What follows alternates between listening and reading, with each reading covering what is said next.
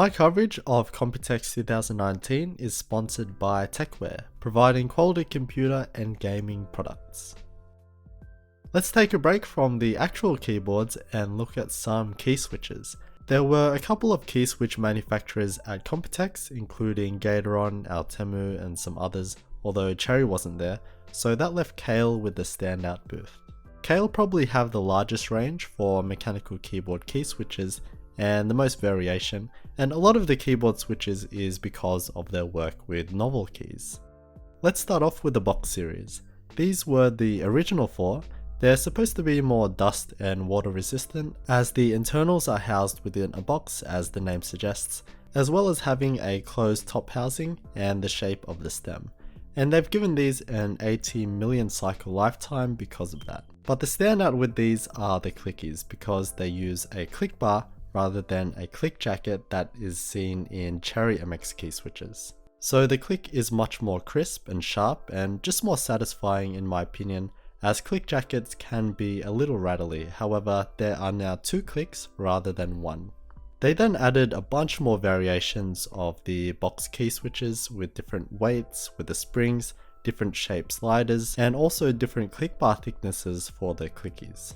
The box lineup has been an amazing introduction to the custom mechanical keyboard scene, as it was mainly Gateron before, but that's the thing, it's mainly in custom keyboards and we don't often get to see these switches in pre-builts that you can just buy from a shop or online.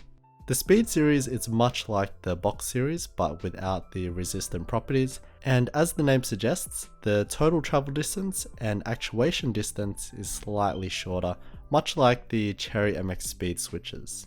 There's also quite a few variations of these switches, which also include click bars and click jackets for these.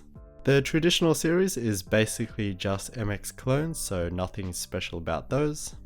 The mid-height series is hardly seen in mechanical keyboards, at least from what I've come across. They were in the Tesorogram Spectrum I checked out ages ago, and yeah, I don't think they really caught on. They're just smaller switches in every aspect, so even the footprint is different to normal, so you'd need a different PCB, plate, keycaps and all that, and you're not really getting any benefit out of it. If you want to go low profile, you gotta go for the real low profile switches, and that's where the Chocolate series comes in. These are loosely based on the Cherry ML low profile key switches, so they look pretty similar at first, but they're quite different. Again, they have some good variation, including click bar clickies, and in my opinion, they are the ones that stand out to me the most for low profile switches. The total travel distance is only reduced by 1mm from a full-size switch, and it's a bit less than a box or speed switch. However, the overall height is reduced drastically, being nearly half the height. Going even lower, we have the X series for notebook keyboards. And to be honest, I didn't take any notes and it was such a long time ago that I have no clue how they felt, so yeah, my bad, terrible reporting, my apologies, but as we can see, they're very low profile. They were available in tactile and clicky, and there were 2 types. Both have scissor switch designs, but the 1442 series has a light pipe to enhance lighting. The 1425 series doesn't have that light pipe, and is a slightly smaller switch. It'll be cool to see laptops with these switches in them, although the clickies will make laptops loud, which won't be for everyone. They had their sun switch, which was also shown last year I think. This one has a centered LED for better and more equal lighting.